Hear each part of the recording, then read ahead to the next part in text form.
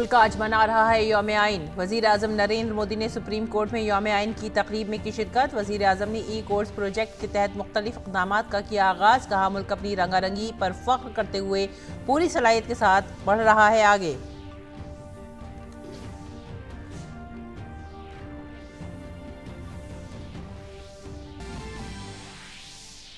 Indian space research organisation ने श्रीहरिकोटा के सतीश धवन खलाई मरकज से earth observation satellite ocean set 3 और 8 नैनो सैटेलाइट के लॉन्च। भेजे जाने वाले सैटेलाइट्स में भूटान का एक सैटेलाइट भी है शामिल।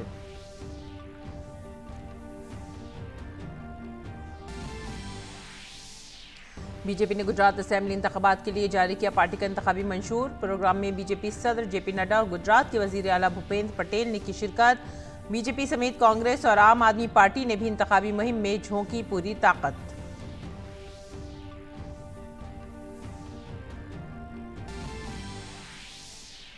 छब्बीस 11 मुंबई दहशतगर्दाना हमले की 14वीं बरसी पर मुल्क में शहीदों को पेश किया जा रहा है खराज अकीदत। हमले में गई थी तकरीबन 166 लोगों की जानें। 300 से जायद अफराद हुए थे जख्मी। सदर जमहूरिया, वजीर आजम समेत कई मुअज़्ज़िज़ीन ने शोहदा को पेश किया खराज अकीदत। खेलों में फीफा आलमी कप में आज फ्रांस का मुकाबला डेनमार्क से, पोलैंड का मुकाबला सऊदी अरब से, जबकि अर्जेंटाइन का मुकाबला मैक्सिको से होगा। अर्जेंटाइन को मुकाबले में रहने के लिए किसी भी कीमत पर होगा जीतना।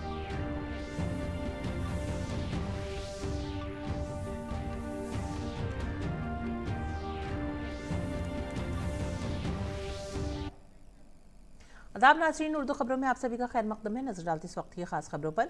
वजीर आजम नरेंद्र मोदी ने आज सुप्रीम कोर्ट में यौम दस्तूर तकरीब में शिरकत की। 2015 में ये दिन 1949 में दस्तूर साज असेंबली के जरिए भारत के आइन को अपनाए जाने की याद में यौम दस्तूर के तौर पर मनाया जाता है।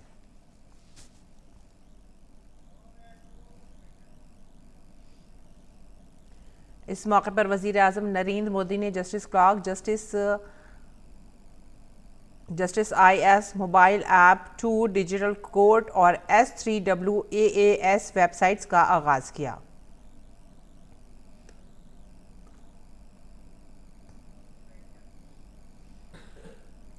यौम दस्तूर पर कौम को मुबारकबाद पेश करते हुए वजीर आजम नरेंद्र मोदी ने कहा कि हमारी सबसे बड़ी ताकत हमारा आइन है। उन्होंने कहा कि अफराद हों या इदारे, हमारी जिम्मेदारियां ही आज हमारी अव्वलीन तरजीह हैं। इस बार का संविधान दिवस इसलिए भी विशेष है क्योंकि भारत ने अपनी आजादी के 75 वर्ष पूरे किए हैं। हम सभी अमृत महोत्सव मना रहे हैं। मैं आधुनिक भारत का सपना देखने वाले बाबा साहब आम्बेडकर समेत संविधान सभा के सभी सदस्यों को, सभी संविधान निर्माताओं को आदरपूर्वक नमन करता हूं। पीएम मोदी ने अपने खिताब में कहा कि हम लोग एक अपील, एक अहद और एक यकीन हैं। हमारी सबसे बड़ी ताकत हमारा संविधान है। हमारे संविधान के प्रेम्बल की शुरुआत में जो वी द पीपल लिखा है, ये सिर्फ 3 शब्द नहीं है। वी द पीपल एक आह्वान है, एक प्रतिज्ञा है, एक विश्वास है। संविधान में लिखी ये भावना उस भारत की मूल भावना है जो दुनिया में लोकतंत्र की जननी रहा है, मदर ऑफ डेमोक्रेसी रहा है।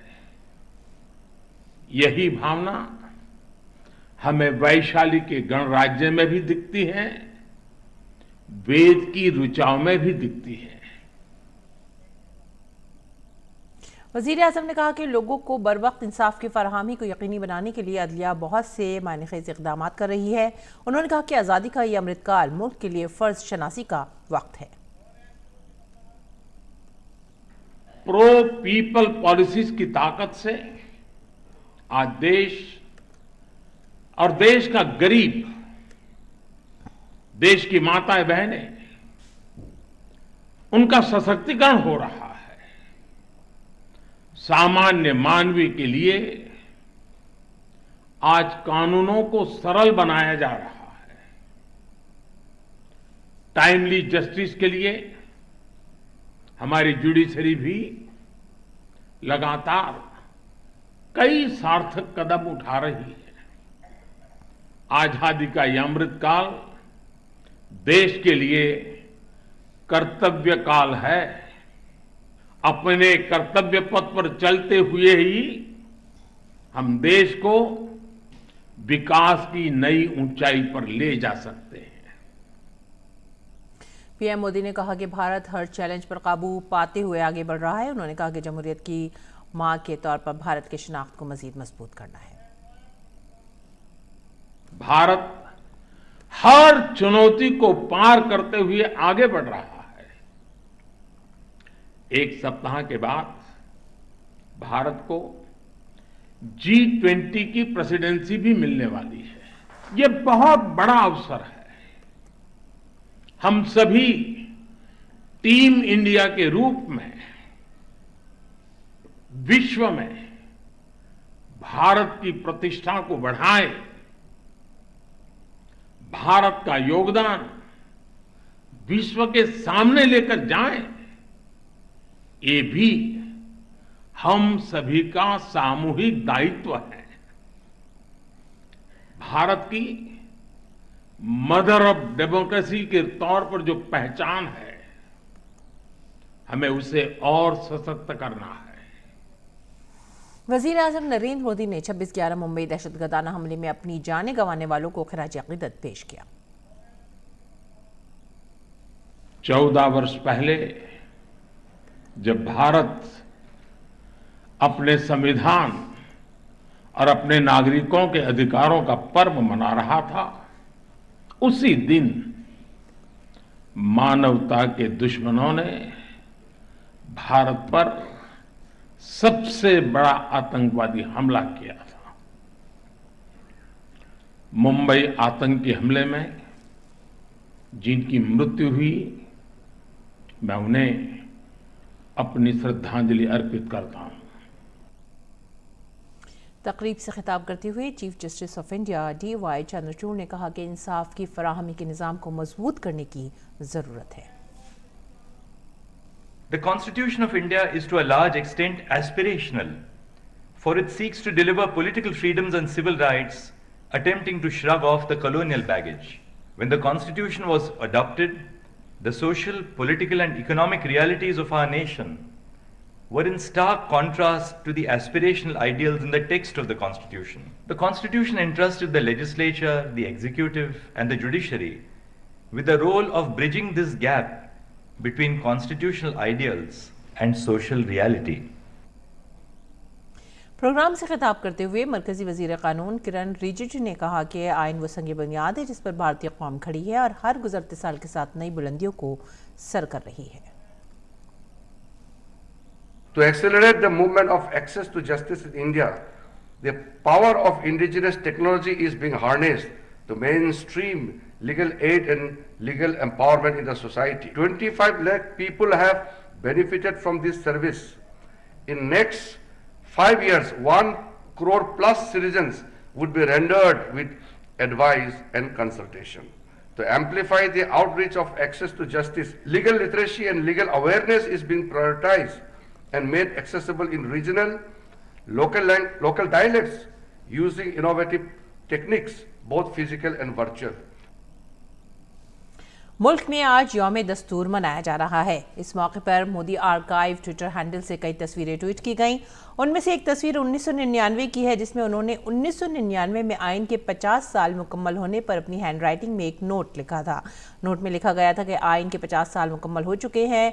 इस बात पर मुल्क की बहस की ज़रूरत है, आया हमारा फ़र्ज़ या हमारे हुकूक कौम को आगे ले जा सकते हैं? अगली सदी में कौम की तामीर एक अवामी तहरीक कैसे बन सकती है?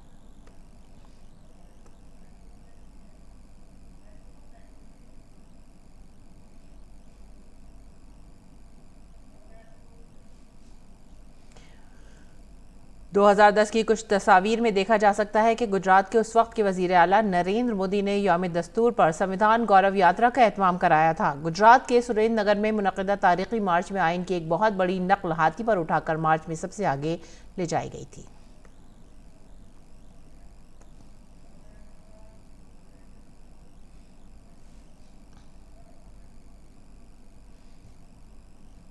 फिर 2011 में गुजरात के उस वक्त के वज़ीर आला नरेंद्र मोदी ने भारत नु संविधान के उन्वान से भारतीय आइन का गुजराती वर्जन जारी किया था। वज़ीर आला मोदी का ख्याल था कि भारतीय आइन को इलाकाई ज़बानों में शाये करने से उसकी बुनियादी रूह को लोगों तक पहुंचाया जा सकेगा और इससे लोगों को मुल्क के क़वानीन को सही तरीके से समझने में भी मदद मिलेगी। गुजरात के वज़ीर आला के ओहदे के बाद साल 2015 में मोदी मुल्क के वज़ीर आज़म बने। तब से मुल्क में 26 नवंबर को यौम दस्तूर मनाया जा रहा है। दिल्ली में बनने वाली नई पार्लियामेंट के सेंट्रल कॉन्स्टिट्यूशन हॉल और गैलरी में भी आइन को डिस्प्ले किया जाएगा। और 2019 में वज़ीर आज़म के तौर पर अपनी दूसरी मियाद संभालने से पहले वज़ीर आज़म मोदी ने पार्लियामेंट के सेंट्रल हॉल में आइन सलाम पेश किया था। G20 ग्रुप की बाज़ाब्ता सदारत संभालने से कबल भारत रुकन ममालिक के मिशन के सरबराहों के साथ मीटिंग कर रहा है।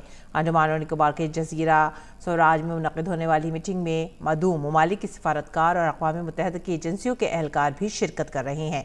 हमारे नामानिगार अमृतपाल सिंह इजलास के मकाम से वहाँ होने वाली बहस के बारे में मज़ीद तफसीलात बता रही हैं।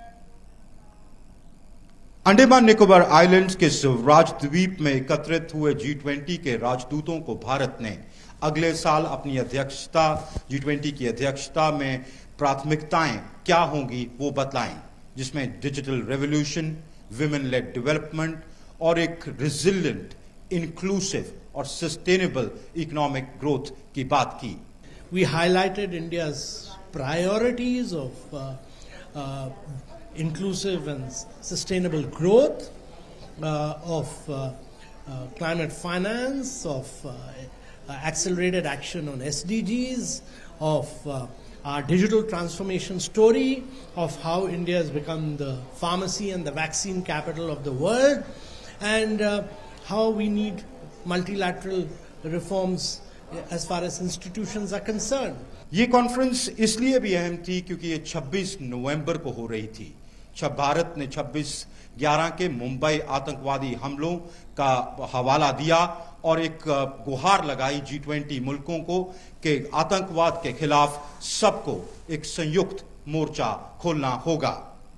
कैमरामैन वाईके लोकनाथ के साथ अमृतपाल सिंह, स्वराज द्वीप, Andaman Nicobar islands, DD news.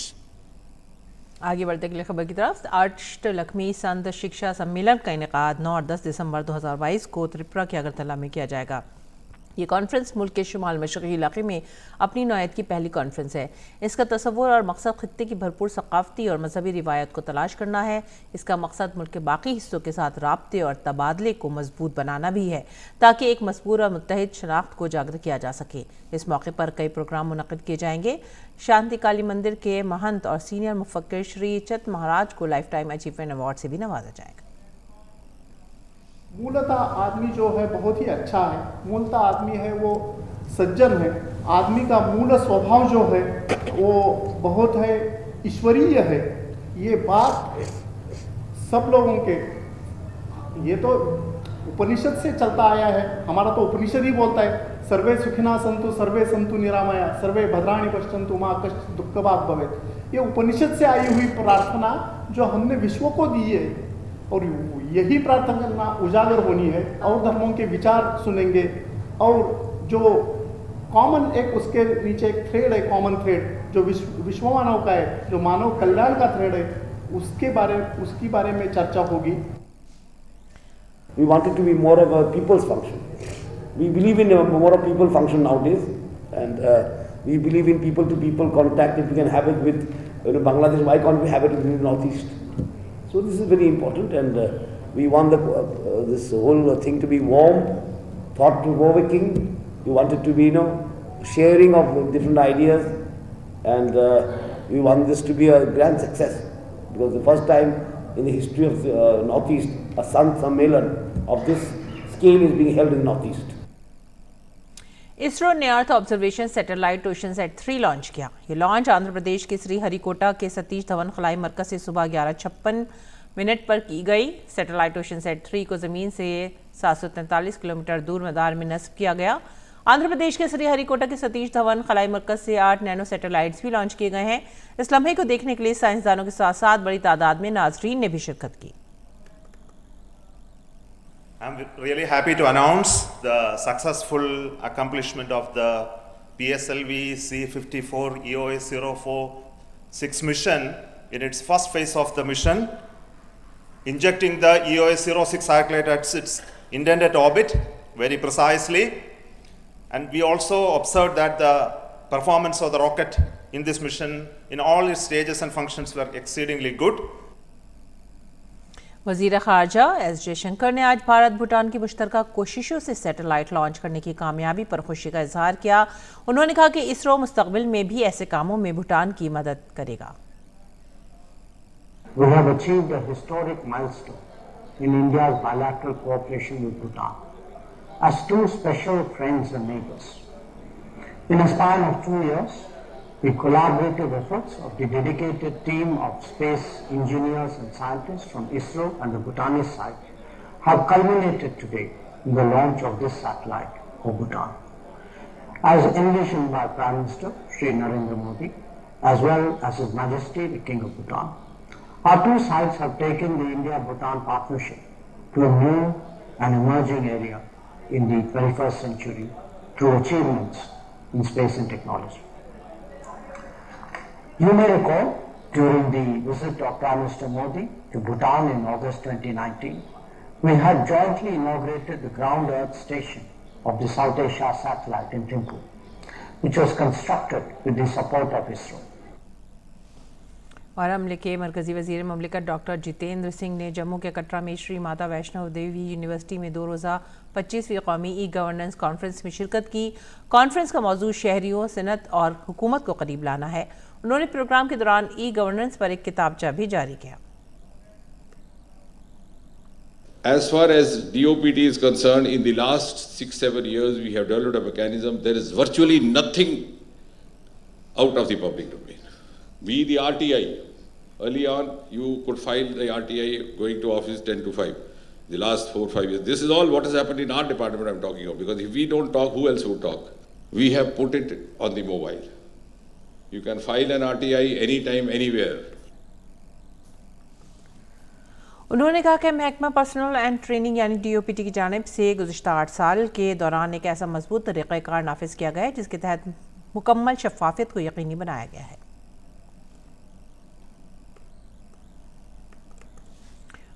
और भारतीय जनता पार्टी ने हफ्ते को गुजरात इंतखाबात के लिए अपना इंतखाबी मंशूर जारी कर दिया है। बीजेपी के कौमी सदर JP नड्डा ने मंशूर जारी करते हुए गुजरात के आवाम से कई वादे किए हैं। उन्होंने कहा कि गुजरात तरक्की की गंगोत्री है और इस गंगोत्री में जब हम तरक्की की बात करते हैं तो एक नए अज़्म के साथ खुद को दोबारा कायम करने और आगे बढ़ने की बात करते हैं। उन्होंने कहा कि दीगर पार्टियां अपने इंतखाबी मंशूर में सिर्फ खाली वादे ही करती हैं, लेकिन बीजेपी ने जो कहा है वो करके दिखाया है।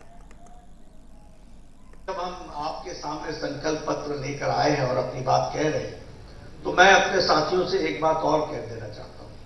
बहुत से राजनीतिक दल हैं, बड़े बड़े घोषणाएं करेगी क्यों ना, क्योंकि आना तो है नहीं सरकार में, लेना एक ना देना दो। अगर सपने दिखाने हैं तो दिखा लो जो दिखाना है।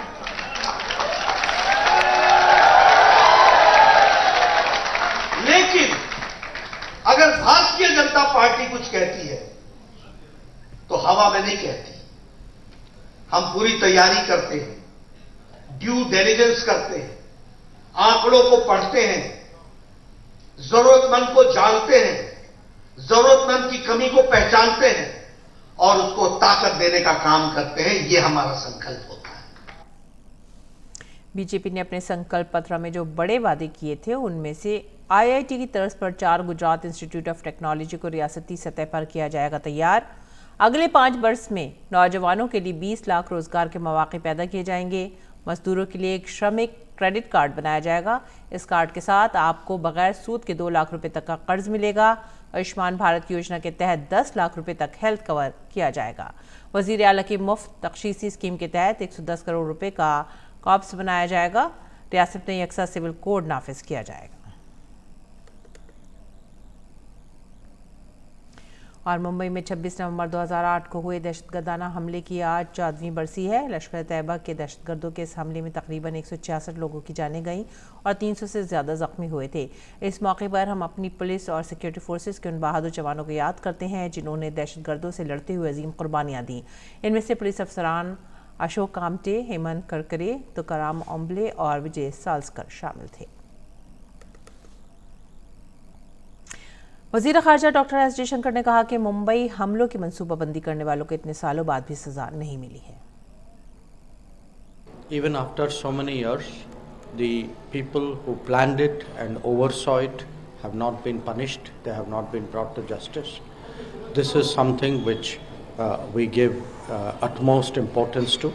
We are working with many other partners, other countries who also lost lives on that occasion, to make sure that the real perpetrators, those who were masterminds, do not escape justice. Mumbai में 26/11 की 14वीं बरसी पर महाराष्ट्र के governor Bhagat Singh Koshyari, वजीर आला एकनाथ शिंदे और नायब वजीर आला देवेंद्र फडणवीस ने पुलिस यादगार पर खराज अकीदत पेश किया।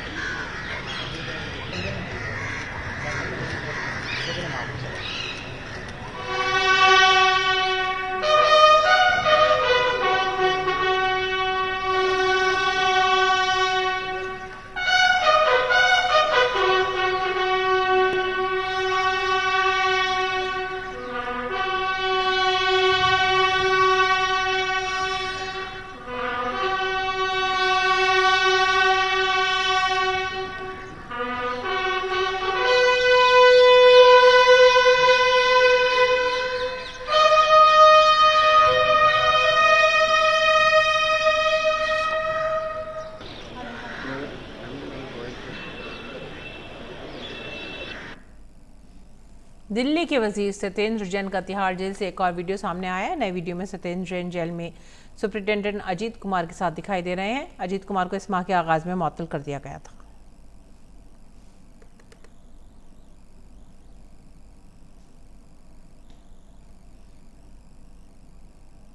और अब खेल की खबरें। कतर में जारी फीफा आलमी कप में आज ग्रुप डी के मैच में ऑस्ट्रेलिया के ट्यूनिस को 1-0 से शिकस्त देकर मुकाबले में अपना चैलेंज बरकरार रखा। पहले मैच में फ्रांस के हाथों शिकस्त का सामना करने के बाद ऑस्ट्रेलिया ने ज़बरदस्त वापसी की है। ऑस्ट्रेलिया ने ट्यूनिस के खिलाफ शुरू से ही जारहाना हिकमत अमली अपनाई। खेल के 23वें मिनट में मिचेल ड्यूक ने गोल करके ऑस्ट्रेलिया की टीम को 1-0 से बरतरी दिला दी। मैच में मजीद कोई गोल नहीं हुआ और ऑस्ट्रेलिया ने मैच 1-0 से जीत लिया। यह ऑस्ट्रेलिया की अब तक के तमाम वर्ल्ड कप में तीसरी जीत है।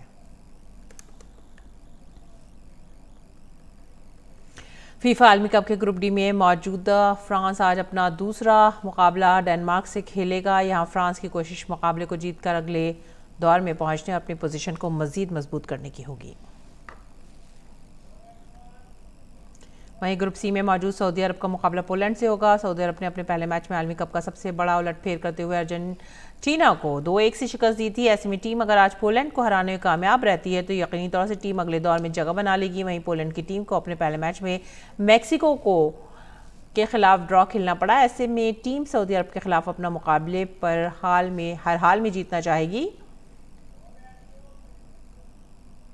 और आज देर रात अर्जेंटीना की टीम मैक्सिको के खिलाफ मैदान में उतरेगी, जहां एक मरतबा फिर सबकी निगाहें अर्जेंटीना के स्टार खिलाड़ी मेसी पर होंगी। वैसे रिकॉर्ड के मुताबिक अर्जेंटीना का पल्ला मैक्सिको पर भारी है। दोनों टीमें अब तक 35 मरतबा एक दूसरे के खिलाफ मैदान में उतरी हैं, जिसमें 16 मरतबा अर्जेंटीना को कामयाबी मिली है, जबकि सिर्फ 5 मरतबा मैक्सिको ने जीत हासिल की है। वहीं 14 मैच ड्रॉ रहे हैं। आखिर में अहम खबरों की सुर्खियां एक बार फिर से। मुल्क आज मना रहा है यौम आइन। वज़ीर आज़म नरेंद्र मोदी ने सुप्रीम कोर्ट में यौम आइन की तकरीब में की शिरकत। वज़ीर आज़म ने ई कोर्ट्स प्रोजेक्ट के तहत मुख्तलिफ इक़दामात का किया आगाज़। कहा मुल्क अपनी रंगारंगी पर फ़ख्र करते हुए पूरी सलाहियत के साथ बढ़ रहा है आगे।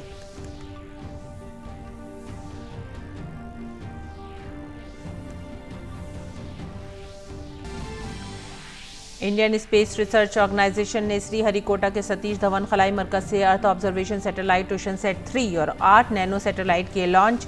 भेजे जाने वाले सैटेलाइट्स में भूटान का एक सैटेलाइट भी है शामिल।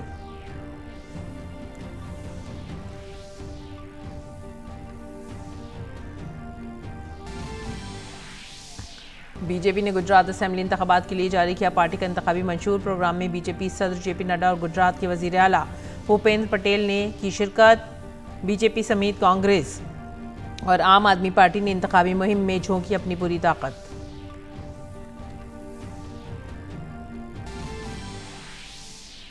छब्बीस 11 मुंबई दहशतगर्दाना हमले की 14वीं बरसी पर मुल्क में शहीदों को पेश किया जा रहा है खराज अकीदत। हमले में गई थीं तकरीबन 166 लोगों की जानें। 300 से ज़्यादा अफराद हुए थे ज़ख्मी। सदर जमहूरिया वज़ीर आज़म समेत कई मुअज़्ज़ज़ीन ने शोधा को पेश किया खराज अकीदत। फीफा आलमी कप में आज फ्रांस का मुकाबला डेनमार्क से, पोलैंड का मुकाबला सऊदी अरब से, जबकि अर्जेंटीना का मुकाबला मैक्सिको से होगा। अर्जेंटीना को मुकाबले में रहने के लिए किसी भी कीमत पर होगा जीतना।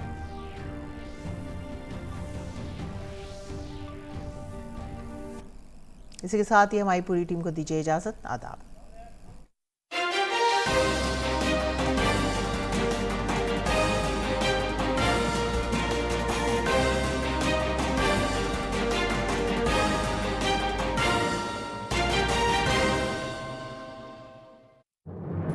मन की बात है जन जन